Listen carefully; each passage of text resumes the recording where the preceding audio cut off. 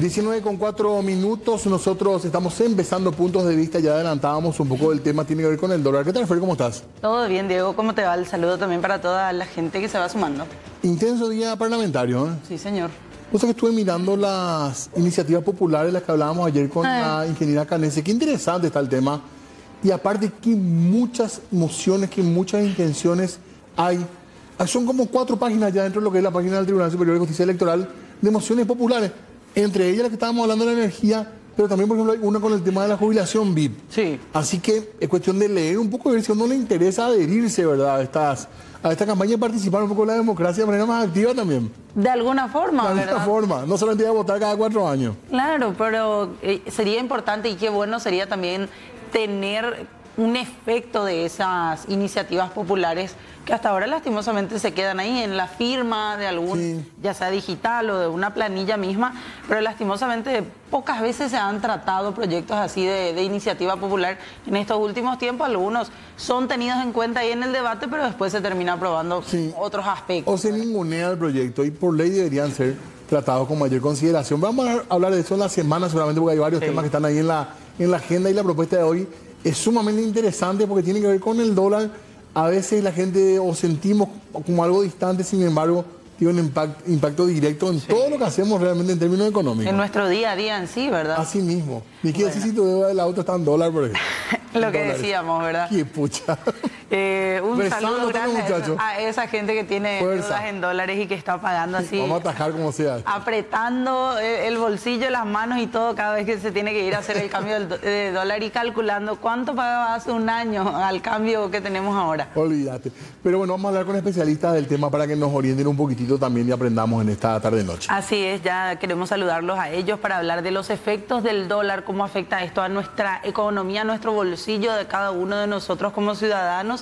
Nos acompaña el economista Manuel Ferreira, exministro de Hacienda. ¿Cómo le va? Gracias por venir.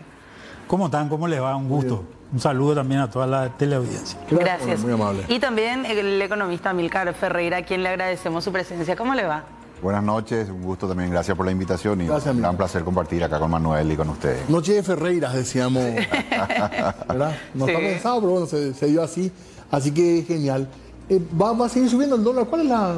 ¿Se sabe realmente esto? ¿Se puede predecir esto o no? Bueno, la variable dólar es una de las variables más difíciles de predecir. Es sumamente complicada porque tiene una volatilidad importante. El dólar es un dólar sucio en el sentido de que no es el libre juego de oferta y demanda el que administra el valor del dólar, sino hay siempre intervenciones que son muy importantes. ¿Cuáles son las intervenciones más importantes? Las del Banco Central en general, que interviene para regular ese valor. Por eso decimos que el dólar tiene una flotación sucia en Paraguay, ¿verdad? Flotación limpia sería dejarlo que evolucione como tenga que evolucionar. Y por otro lado también los grandes jugadores juegan un rol importante, ¿verdad? Entonces en esto juega un rol importante aquellos que manejan muchos dólares por exportaciones, aquellos que manejan muchos dólares por importaciones. ¿Cuánto es mucho?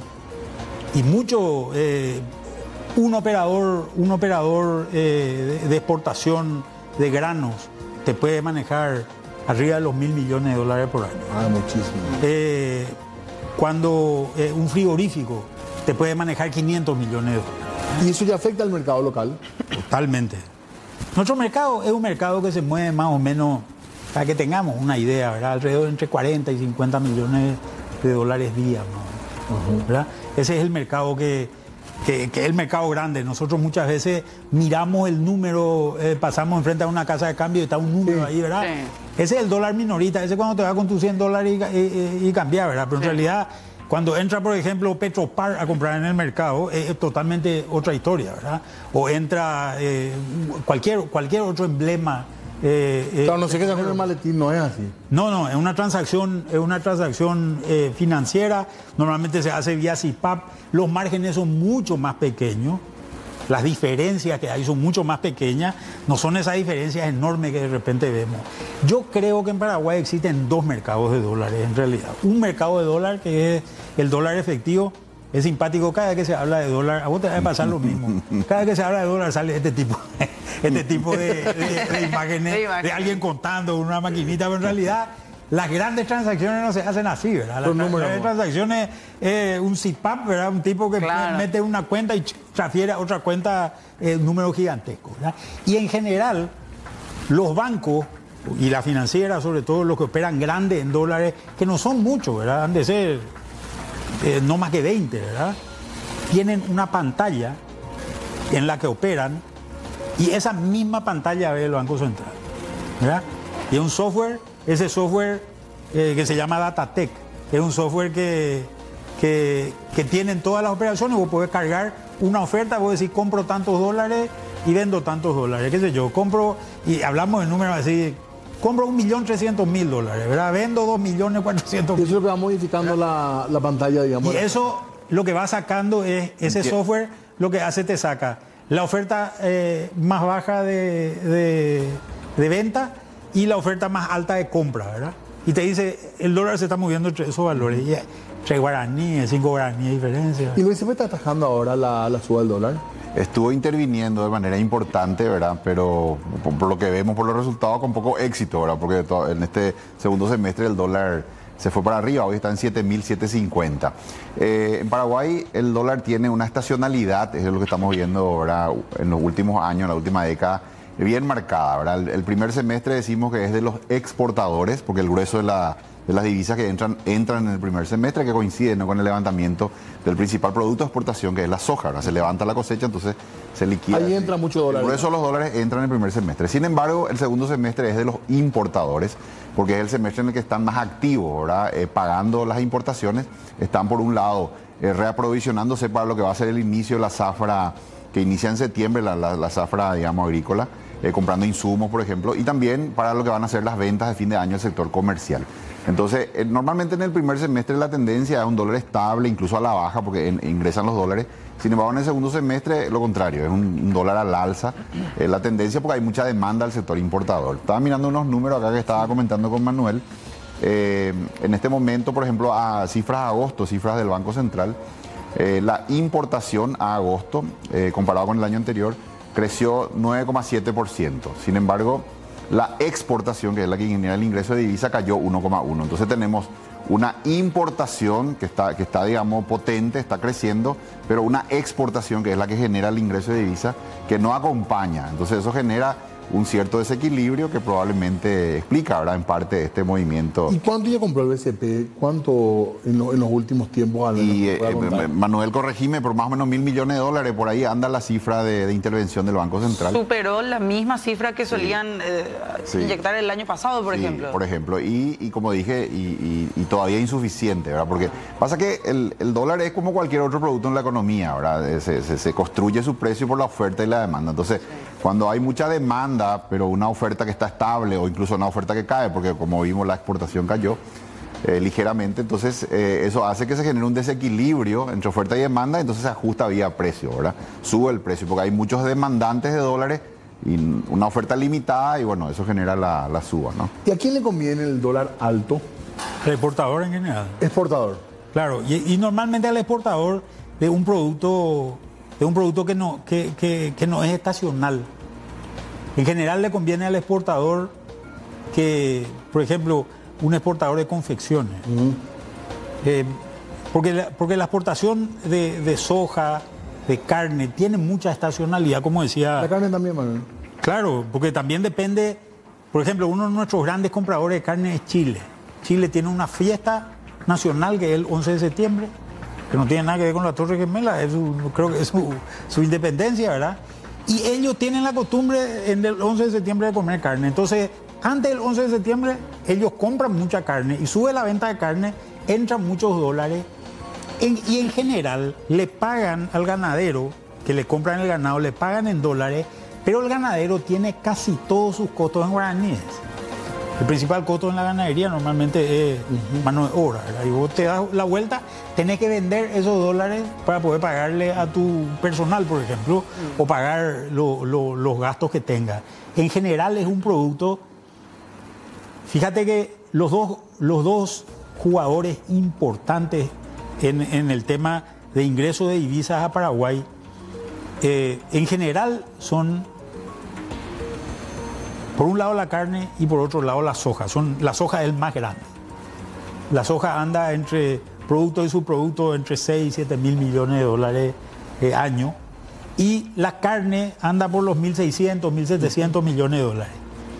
Pero la carne se vende prácticamente todos los costos del ganadero, que al final el que provee el ganado, y el costo frigorífico es, no sé, 90% más o menos de sus costos es ganado. En general ese costo está en guaraníes. Entonces se cambian casi los 1.600 millones de dólares, ¿verdad? Sin embargo, en soja no pasa eso. En soja gran parte de los costos están en dólares. Entonces, por ejemplo, fertilizante, agroquímico. Entonces el agricultor no necesita cambiar tanto dólares. En realidad lo que pagan guaraníes son en general salario y gasoil, por ejemplo. La semilla, en general son la semilla, los repuestos, la maquinaria también puede ser. Los fertilizantes, la maquinaria, los agroquímicos en general, eso está todo dolarizado, ¿verdad? Pero en el caso de la carne, por ejemplo, vemos que siempre hablan de una cantidad importante y vamos superando los números en exportación. Pero eso no se ve reflejado entonces en ese cambio de divisas que tiene que hacer el que tiene dólares. No tiene nada que ver una cosa con la otra. Lo que pasa es que los precios cayeron, digamos, en el último periodo. Eso es lo que hace que, si bien en volumen puede haber, digamos, un volumen igual, pero el precio más bajo con respecto al año pasado hace que el ingreso de divisas haya caído. Este año, por exportación. Sobre todo el ingreso de divisa cayó mucho este año. Fíjate que al final vos podés entender este negocio de la siguiente manera. Yo necesito dólares para pagar lo que compro del resto del mundo. Entonces, no sé, Paraguay no produce relojes, por decir una cosa, ¿verdad? Esos relojes nosotros no tenemos que ir a comprarlos de otra parte del mundo. Cuando nosotros, me acuerdo, Paciel lo decía en su momento, me dijo, nosotros ni falsificamos nomás los relojes, nosotros no los producimos, le ponemos nomás que dice Rolex, ¿verdad? Nosotros no producimos, le dice un periodista, me acuerdo. Y esa es la realidad. Entonces nosotros nos vamos y compramos esos relojes afuera, pero para eso necesitamos dólares. ¿Cómo conseguimos los dólares? Y son básicamente los dólares que entraron por alguna exportación. En otros países existe una balanza importante, esta se llama balanza comercial, la que mueve bienes en general, sí, que es una balanza financiera, donde se mueve dinero. Son inversiones de paraguayos fuera de Paraguay y son inversiones de extranjeros dentro de Paraguay, ¿verdad? Esa balanza es relativamente chica en Paraguay. En general, hoy en Paraguay, todo lo que maneja el negocio del dólar, en general todavía es bienes que se compran y se venden, por un lado, y por otro lado la intervención del Estado. La intervención del Estado también es un tema importante. Fíjate que hay un número que es medio, o un concepto que es medio confuso para mucha gente, sobre todo se llama reserva internacional neta. La reserva pues, en una contabilidad normalmente es una cuenta patrimonial, ¿verdad? Entonces la gente entiende como que una cuenta patrimonial es plata que me pertenece, pero la reserva internacional en el balance de un banco central en realidad es una cuenta del activo. Esto los contadores que están viendo el programa seguramente van a entenderlo un poco mejor, ¿verdad? Eso está para proteger, digamos, los pasivos del Banco Central. Por ejemplo, si vos te fijas en lo que dice un billete, va a decir pagaré la suma de 10.000 guaraníes. En realidad es una especie de pagaré el billete que tenés. Esta situación hace que el Ministerio de Hacienda recibe una parte del dinero que recibe, lo recibe en dólares, cuando hace una emisión de un bono, cuando recibe un crédito de un organismo multilateral o cuando recibe la remesa de Itaipú. Lo que sea que Itaipú le da, esa plata va a venir en dólares. Una parte gasta en dólares, normalmente es para pagar los intereses de la deuda externa paraguaya, y la otra parte necesita en guaraníes. Viene un crédito del BID de 300 millones de dólares para arreglar la ruta X, y esa ruta X se llama licitación y se presenta la licitación en guaraníes. ¿Verdad? Entonces al final a la empresa constructora le van a desembolsar en guaraníes.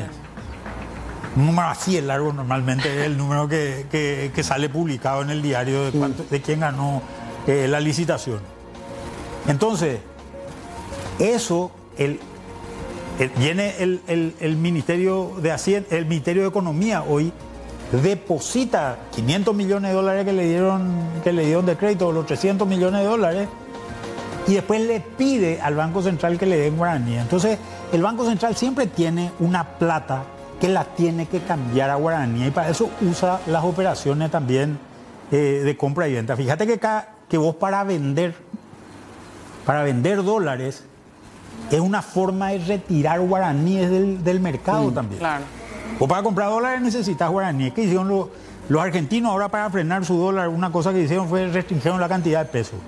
Entonces, el dólar bajó porque no había pesos para comprar los dólares que querían comprar los argentinos, ¿eh?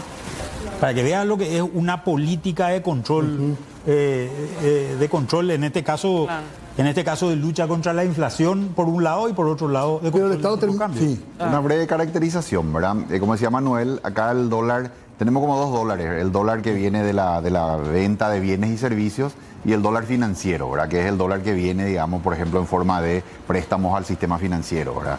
En Paraguay, principalmente, el grueso de la entrada de divisa es por el comercio exterior, ¿verdad? Tenemos más o menos, en número redondo, 12 mil millones de dólares de exportaciones y 12 mil millones de dólares también de importaciones, sumando lo que es importaciones registradas, porque en Paraguay es un caso único donde el Banco Central le pone un apellido a las importaciones cuando publica, dice importaciones registradas, ¿verdad?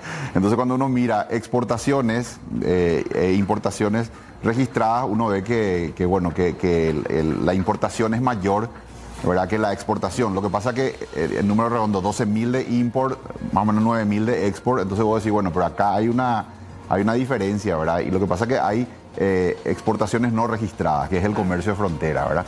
Que es un producto que cuando se importa, no sé, electrónica a Ciudad del Este, ingresa por el aeropuerto de Guaraní, hace su despacho, queda registrado como una importación. Pero luego ese producto que está en tiendas de frontera sale, y el volumen es importante, 3 mil millones de dólares más o menos, pero no se hace un despacho, o sea, no queda registrada esa exportación, ese perfume, esa electrónica que está saliendo. Sale nomás, ¿verdad? Entonces se hace un ajuste ahí, ¿verdad?, con la exportación o la reexportación más bien, y ahí se calza la balanza comercial, ¿no? Y yendo nomás pero tenemos, digamos, varios dólares, ¿verdad? Si vamos por el lado del ingreso de divisa, tenemos el dólar soja, el dólar carne, tenemos el dólar remesa, tenemos el dólar de las represas, ¿verdad?, lo que recibe por la exportación de energía. Y probablemente tenemos también un dólar de actividades ilegales, si querés, el dólar narco, ¿verdad? Ustedes habrán visto que Paraguay tiene una... contrabando. Contrabando, sí. Etcétera, ¿verdad? Habrán visto sobre todo ese que cuentan ahí. Paraguay tiene una particularidad, que hay muchos cambistas en la calle. Eso, si vos ves en otros países, no es tan usual, ¿verdad? Si vos querés hacer una operación de cambio, te vas al banco o en todo caso a una casa de cambio. Pero acá hay muchos cambistas. ¿Y qué es lo que explica que haya tantos cambistas? Es que hay un flujo de dólares en poder de gente que no puede ir ni a un banco ni a casa de cambio, porque normalmente te piden no registrar tu documento. Hay una demanda, digamos, de gente que quiere cambiar dólares pero no quiere ir y registrarse. O no puede justificar. Y entonces eso los cambistas vienen un poco a explicar.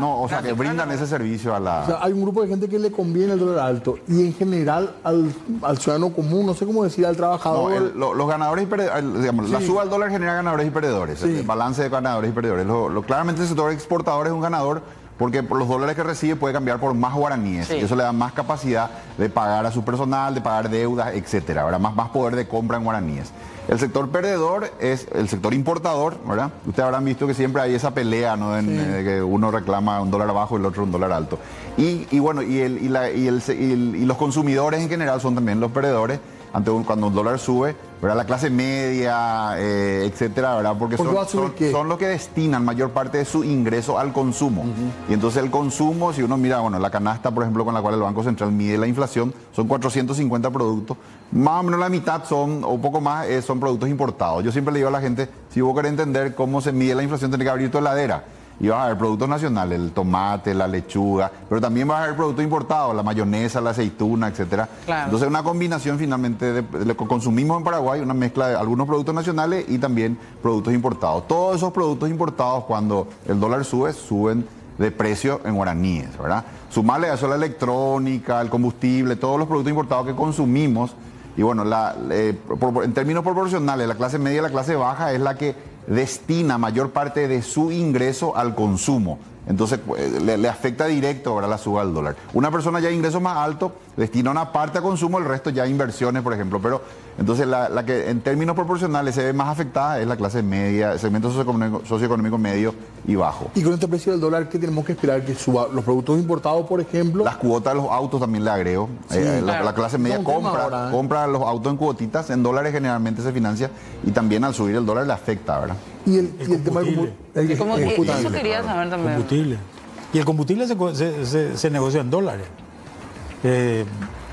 Ahora está encima. Ahora está el precio bajo, estos bombardeos de Irán y compañía, ese hace subir seguro el precio del petróleo. Pero hasta ahora estaba bajo y acá no se sintió el Lo que cambio. pasa es que no se compra pues todos los días. Claro. Paraguay es un importador muy chico en general. Nosotros hacemos más o menos unos 50.000 metros cúbicos mes de gasoil, por ejemplo, ¿verdad? Que es poco. Para que veas, para que te cruce un barco el Atlántico o trayendo combustible, el más chico es de 50.000, ¿verdad? Obviamente, comparado eso con lo que es el mercado brasilero, el mercado argentino, no es nada, ¿verdad?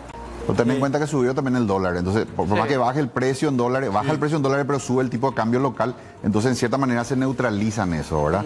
Y lo que hace el importador de combustible es, él tiene que reponer esa cantidad de litros que vendió. Entonces, sigamos con los 50.000 del gasoil, ¿verdad? Sí. Esos 50.000 del gasoil, ponele que él tiene un tanque de 200.000 que le da para 4 meses, ¿verdad? Va a tener que en algún momento dado reponer, ¿verdad? Entonces te tiene que vender en guaraní al precio de reposición, al precio al cual él cree que va a comprar cuando se le acabe, porque cuando le queden 50.000 nomás en su tanque va a tener que comprar otra partida de otros 200.000, que cuando llegue va a llenar otra vez sus tanques. Entonces este negocio de dar vuelta siempre se hace a precios de reposición en general. Hay muchas tarifas también que están dolarizadas, Manuel, en Paraguay, ¿verdad? Los celulares, etcétera, ¿verdad? Entonces también... Plataformas. Sí. Muchas cosas van a subir. Las plataformas Netflix, etcétera, todo, que son también parte del consumo, ¿no? de la población. Y todas esas tarifas dolarizadas, cuando sube el dólar, obviamente también en guaraníes de precio, ¿no? ¿Podemos llegar a tener dólar a 8.000 guaraníes? Mira, me animo a elaborar esta respuesta. Si uno mira los últimos 6 años, el dólar se ha venido moviendo, yo diría, en un piso de 4% de evaluación y un techo de 7%. Así, entre 4 y 7% anual, más o menos, si uno mira el histórico, es lo que se ha venido devaluando. Y ahora estamos en 6,5. O sea, este año en particular es un año, digamos, de devaluación en el tercio superior. Estamos ya en un nivel alto. Es difícil de predecir, pero yo creo que sí. Me parece que la tendencia normalmente en este último tramo del año suele ser al alza, porque como dije, hay un sector importador muy dinámico, muy activo. Y normalmente la tendencia es que hasta junio, más o menos, el primer semestre está estable, y a partir de julio, a medida que la importación empieza a subir, pero suavemente, para llegar, digamos, a un 7% de devaluación para diciembre. Lo que ocurrió este año fue que se adelantó esa suba del tipo de cambio, un tipo de cambio actual, 7.750, que esperábamos quizá para diciembre, ya lo tenemos en septiembre, ¿verdad? Entonces, dado que faltan todavía meses para fin de año, yo diría que hay todavía un espacio en que el dólar puede subir más eventualmente, y bueno, tendríamos seguramente... ¿El fenómeno del dólar es regional o no se puede comparar a la región mundial? Es regional. Así. Pero lo que vos estás viendo, acá hay que evaluar que hay tendencias alcistas y tendencias bajistas. Las tendencias alcistas es básicamente, nosotros tenemos menos dólares este año en Paraguay que el año pasado. ¿Por qué tenemos menos dólares? Básicamente porque bajó la soja. Si vos mirás, la soja se vendió en promedio a $150 menos que el año pasado. Entonces se liquidó más o menos la misma cantidad hasta el mes de agosto, pero la misma cantidad de dólares entraron, pero para que entre la misma cantidad de dólares se tuvieron que vender 2.500.000 toneladas más que el año pasado. Y nosotros produjimos este año más o menos lo mismo. Más o menos lo mismo que produjimos el año pasado. Entonces, eso hace que tu saldo de balanza comercial, que es la diferencia entre lo que exportás y lo que importás, se esté achicando. Esa es una tendencia alcista. Eso te presiona el dólar a que suba. Pero hay estacionalidades, como decía Melcar, ¿verdad? Esas estacionalidades, hay una cosa que está pasando mucho en Paraguay, que está empezando a migrar la estacionalidad de la soja, que es nuestro principal producto que mete dólares al Paraguay. Antes se cosechaba y se vendía casi todo. Ahora, en general, se está aguantando eso y se está empezando a mover fuera de la temporada de campaña. Esta es una cuestión muy nueva y tiene mucho que ver con el mercado de la soja, que creo que nos vamos a distraer si nos vamos por ese lado, ¿verdad? También, normalmente la ganadería o la carne en general meten más soja en el segundo semestre, meten más dólares en el segundo semestre que en el primer semestre. Eso también estamos viendo.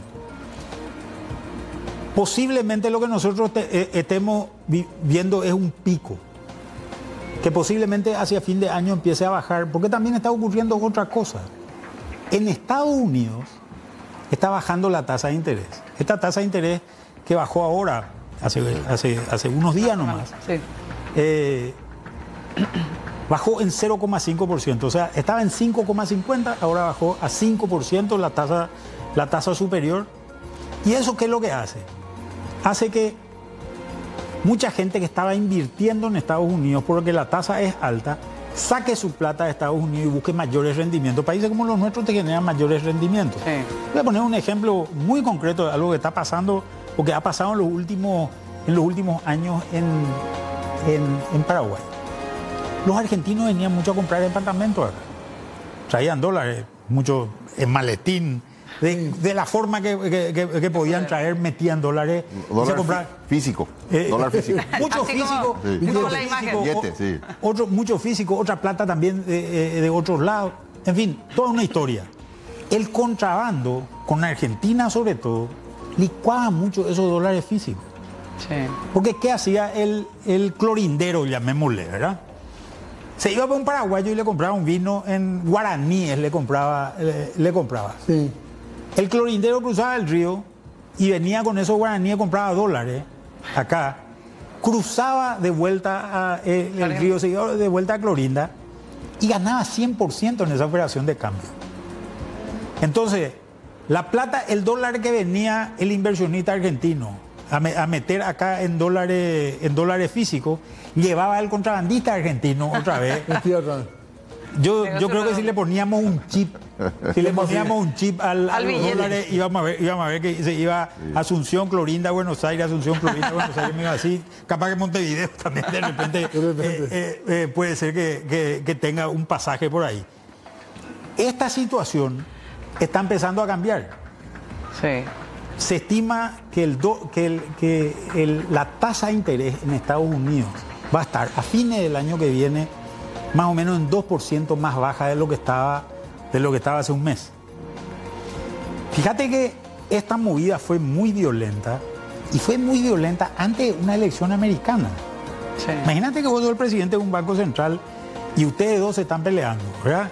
Vos sos Trump, un poco más morocho, pero vos sos Kamala, un poco más blanca, ¿verdad? Pero bueno. Y se están peleando ustedes y yo hago una movida, yo soy el presidente del Banco Central y hago una movida y resulta que yo cambio el resultado de las elecciones. Sí. Entonces, en general no se toca mucho, a pesar de eso, de que normalmente no se toca mucho, se tocó mucho ahora La próxima reunión de la Reserva Federal del Banco Central de Estados Unidos va a ser después de las elecciones, el día después, creo que el 5 son las elecciones, el 6 hay una reunión. Ahí ya van a saber quién es el presidente, ya no hay más nada que cambiar. No hay peligro. Ya no hay más ningún peligro de que le acusen de nada, posiblemente le metan otro recorte de otro 0,5%, bajaría a 4,50 ese valor. Y ese argentino que venía a comprar departamento, dejó de comprar departamento porque vos comprabas un departamento en Asunción alquilada 5% más o menos lo que le sacaba en alquiler. Eso mismo sacaba ese argentino en Estados Unidos invirtiendo en un bono del Tesoro americano, por ejemplo. Claro. Entonces ahora se está desalentando ese y posiblemente venga de vuelta a comprar un departamento. Entonces vamos a tener seguramente una afluencia de dólares en el próximo año, cierre este año, el año que viene. Que podría evitar que lleguemos a esos 8.000 que decíamos. Y son... A ver, yo no me animo a decirte a cuánto va a estar el dólar. Si supiese cuánto es el dólar, estaría mucho más rico de lo que soy. Y creo que acá Amílcar también estaríamos en otro nivel, no estaríamos acá. Estaríamos hablando en Bloomberg, tal vez, ¿verdad? No sé. Un breve comentario adicional. Amílcar, tenemos que hacer una breve pausa, por favor. Les pedimos un tiempito nada más. Vamos a seguir hablando a la vuelta. Porque no son multimillonarios, nomás que están acá. Claro. Explicó muchas cosas ya. Íbamos a estar a otro nivel, íbamos a estar, ¿qué vamos a hacer? Si supiéramos qué va a pasar con el dólar, probablemente sería el secreto mejor guardado. Claro, no iban a contarnos mucho. Siempre le preguntamos a los economistas con ganas de saber un poquitito. No, iban a venir a contarnos absolutamente nada en ese caso. Pausa, ya volvemos. ¿De qué forma cree usted que afectaría la subida del dólar en el día a día del ciudadano? La verdad que en bastante. Hoy en día está subiendo increíblemente el dólar y especialmente le afecta a los comerciantes. Y nada, de todas las maneras, de todas formas le afecta porque en vez de disminuir, vamos a decirle que va avanzando cada vez más. Sobre la canasta básica, ¿qué punto de vista tendrías? Y la verdad que en el sentido de la canasta básica no le afecta a toda la familia, a todos los habitantes, vamos a decirle, porque obviamente cuando sube el dólar empiezan a subir toda la canasta básica, ¿verdad? Y dependiendo mucho del tipo de cambio que se haga. Es que se usa mucho el guaraní, en nuestro país, sobre todo. Y en cierta forma afecta, ¿verdad? Porque el dólar, más que bajar, sube cada día. Y hace poco me di cuenta de que el guaraní se está devaluando un % debido a esta subida. Y acá hay que medir muchas cosas, el salario, los gastos familiares, ¿verdad? Que de alguna forma afecta a la canasta familiar y al día a día, ¿verdad? O sea, afecta en cierta forma. Por la subida del dólar. Y en realidad afecta el precio de toda la canasta familiar, el combustible. Tarde o temprano afecta lo que es nuestro rubro, que es la electrónica, entonces no es bueno para nosotros la subida del dólar. Bueno, ahí está el comentario un poco de la gente también. Nosotros estamos hablando de los grandes números, pero también preocupa esto, ¿verdad? Lo que es el día a día de la gente. Así es. Nos quedó algo pendiente respecto a un análisis que quería hacer. Mira, Paraguay tiene una característica que decimos que es una economía bimonetaria perfecta, porque 50% de la economía se mueve en dólares y 50% en guaraníes. ¿Por qué decimos esto? Si uno mira la composición de los depósitos en el sistema financiero, que es una composición que se construye por libre decisión de los actores económicos, de las personas, prácticamente exactamente 50% de los depósitos están en dólares y el otro 50% están en guaraníes. Por eso que decimos que somos bimonetarios perfectos, digamos, si esto fuera idioma, digamos que somos bilingües, hablamos perfectamente el guaraní y el dólar, ¿verdad? Esto se debe, digamos, a que tenemos un sector exportador importante, todas esas cadenas del sector agroexportador con el tiempo se fueron dolarizando. Hubo un momento, por ejemplo, que la cadena ganadera, los frigoríficos funcionaban en dólares, pero el sector productor en guaraníes. Eso generaba muchas fricciones, ¿verdad? Porque cada vez que había que hacer ajustes por el movimiento del tipo de cambio, digamos que generaba esas tensiones. Hasta que con el tiempo, bueno, se fue dolarizando. Hoy tenemos ya cadenas totalmente dolarizadas. Por ejemplo, el sector de la soja, el producto se vende en dólares, también los productores se endeudan en dólares. Un productor que quiere comprar un tractor, por ejemplo, lo hace ya con financiamiento en dólares, los bancos ya también le prestan en dólares, entonces tenemos sectores enteros de la economía totalmente dolarizados. Y como dije, por libre decisión de la gente, 50% en guaraníes, 50% en dólares. En el comercio, por ejemplo, uno recorre, a veces los precios, van a ver, todos los precios ya están en dólares, ¿verdad? El comercio de frontera, todo lo Hay que rubros también, Amílcar, Sí. los autos, por ejemplo, ¿verdad? Los autos también es en dólares, ¿verdad? Propiedades. Sí, las propiedades, ¿verdad? También en dólares. Entonces, ahí paulatinamente se fueron, digamos, dolarizando, ¿verdad? Yo decía, lo que quería comentar es que probablemente la estructura del mercado de cambios de Paraguay, la composición de la oferta de dólares en Paraguay, yo estimo que va a ir cambiando en los próximos años. Ahora que Paraguay alcanzó grado de inversión, se espera, ¿no?, que los niveles de inversión extranjera directa en Paraguay aumenten. Solo por poner un ejemplo, Paraguay en la última década ha venido promediando un nivel de más o menos 300 millones de dólares de inversión extranjera directa. Por año eso es. Por año, mientras que Uruguay en el mismo periodo, en esa década, vino promediando 3.000 millones de dólares por año. O sea, la relación es 10-1, ¿verdad? Por Uruguay, de hecho, se ubica como el país más exitoso en términos per cápita en atracción de inversión extranjera directa. Entonces, ¿qué es lo que se espera ahora con el grado de inversión? Que esos niveles de inversión extranjera en Paraguay vayan aumentando paulatinamente, que Paraguay pase de esos 300, quizás 700, a 1.000, ojalá, ¿por qué no?, a 3.000 como Uruguay. Para hacerla ahora, si se concreta, va a ser una primera, digamos, gran inversión extranjera que va a ingresar dólares al país.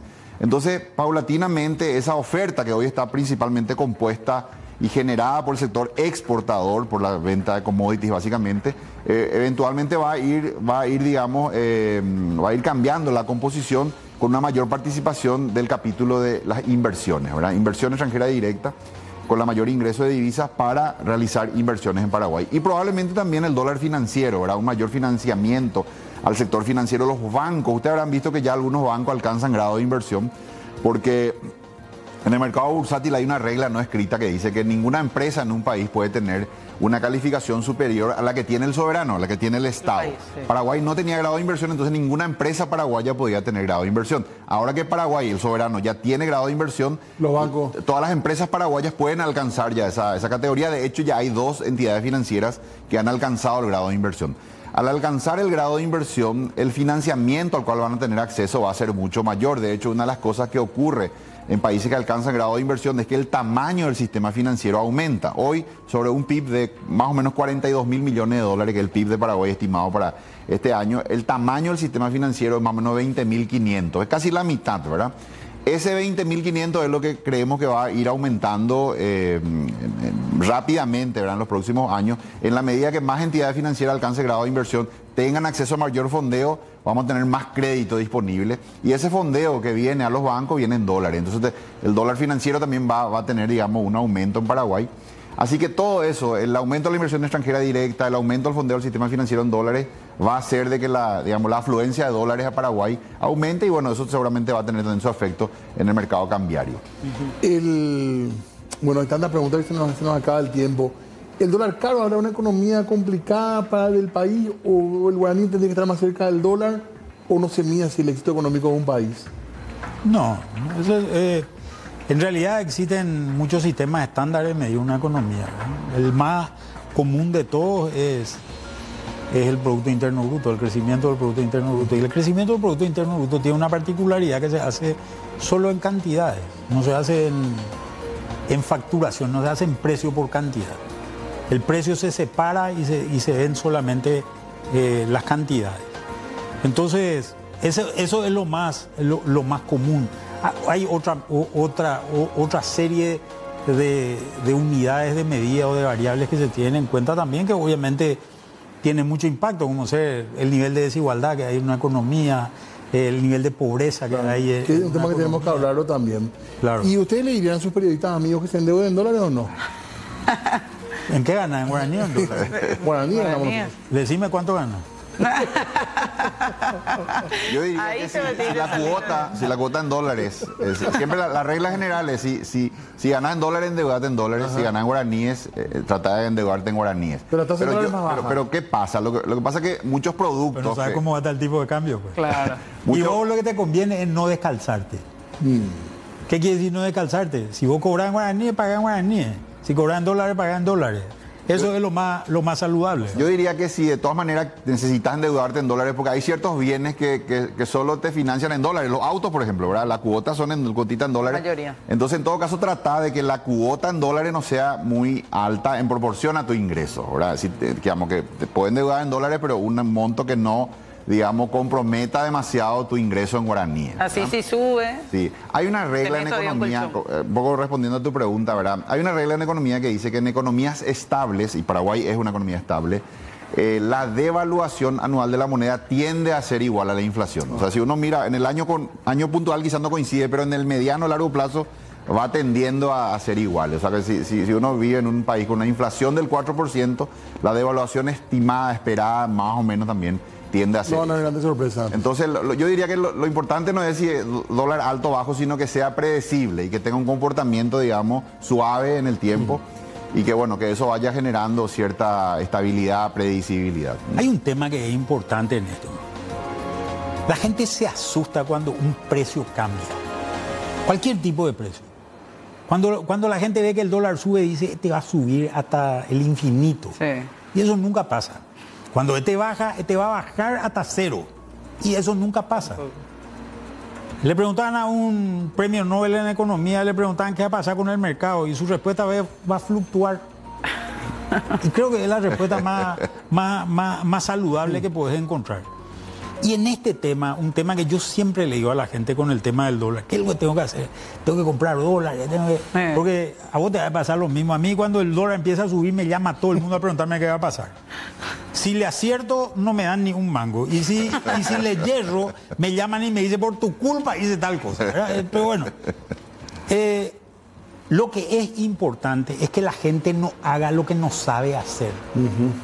El mercado cambiario es un mercado que se maneja con profesionales que manejan fortunas.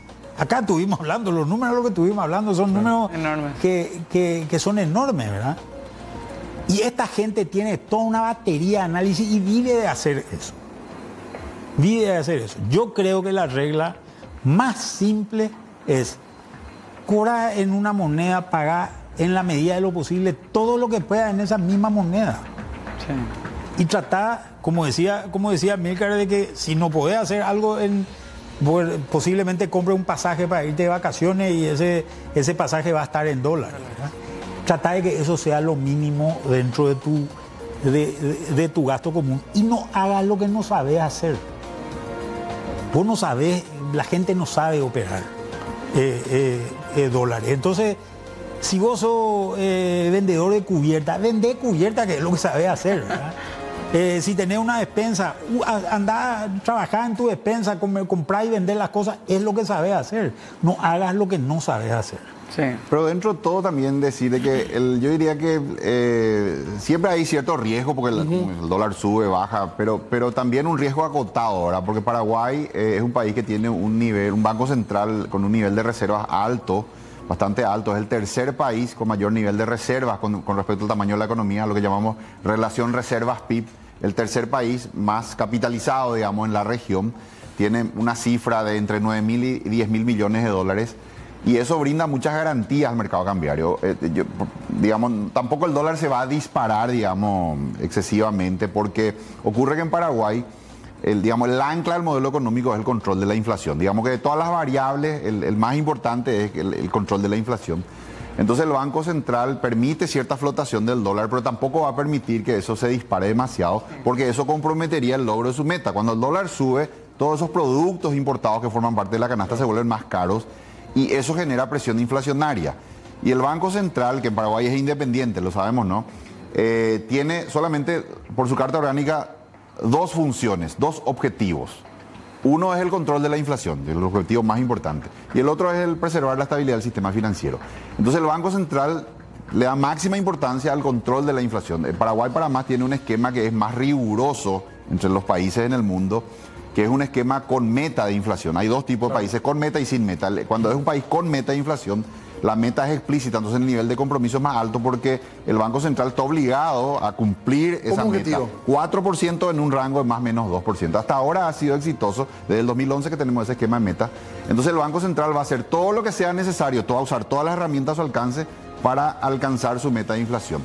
Y el alcanzar esa meta implica no permitir que el dólar, que suba algo, pero no tampoco demasiado, porque, repito, eso generaría presión inflacionaria y podría llevar al Banco Central a no cumplir su meta. Por ende, hay cierta garantía también de que el dólar va a subir algo cada año, pero también tampoco se va a disparar, digamos, a niveles excesivamente altos, porque hay un Banco Central muy capitalizado, con 10.000 millones de dólares sobre la mesa para intervenir si hace falta. Gracias, señora, por estar con nosotros. Muy interesante todo. Gracias, ambos. Gracias por la ustedes. invitación. Tenemos que hacer una pausa más, ya volvemos.